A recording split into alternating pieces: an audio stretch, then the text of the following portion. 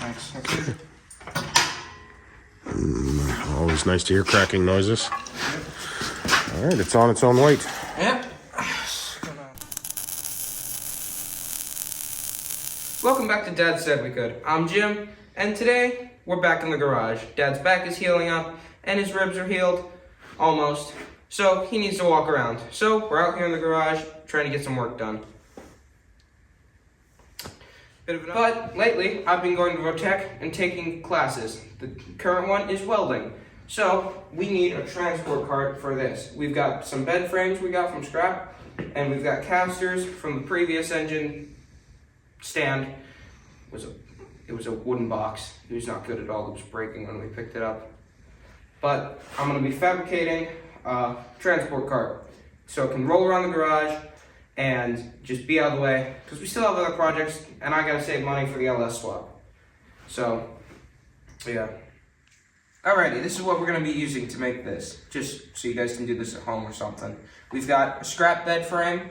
Don't know who we got it from, but we have it.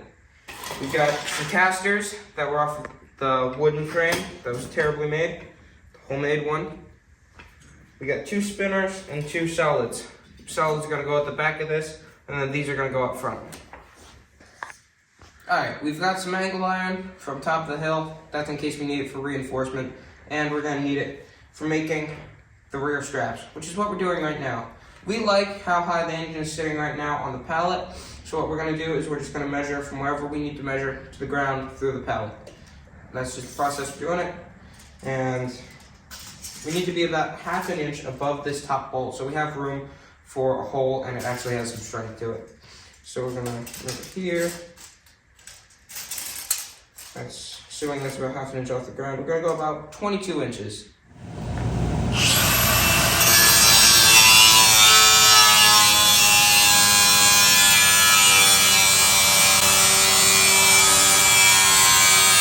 As you saw, when the first cut I made kind of went slanted. So to fix that, we put the angle of the angle iron up against the table, following the contour of the side. What I'm going to do is I'm going to cut slightly over from this cut, and I'm going to make a shallow, narrow grid there. And that's going to act as a guide, so it always stays straight, and then I continue it down.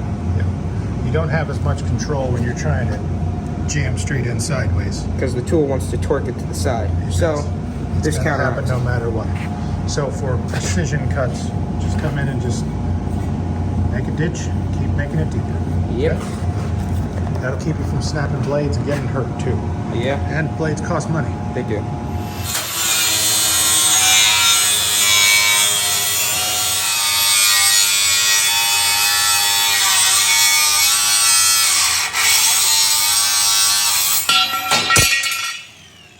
And there you go. Straight cut.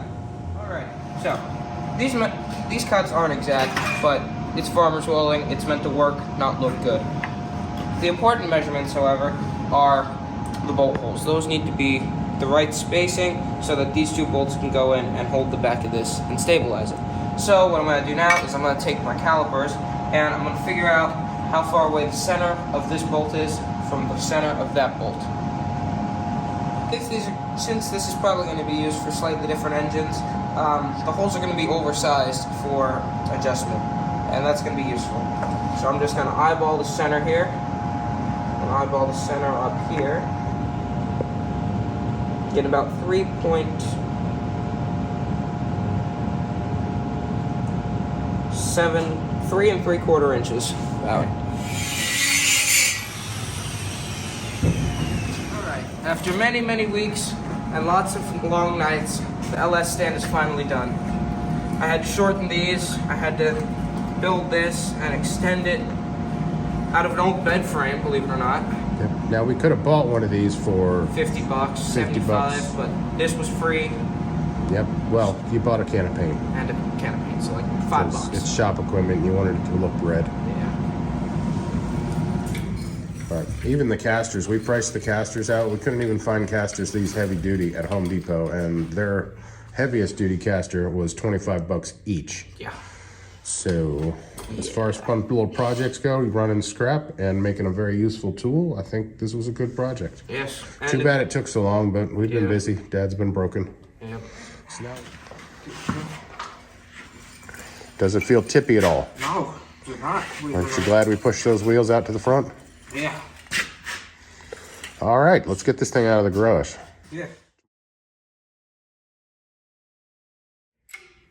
So, thankfully, since we decided to go kind of in a triangle form, the V of the engine cart that we built fits in the V of the engine hoist.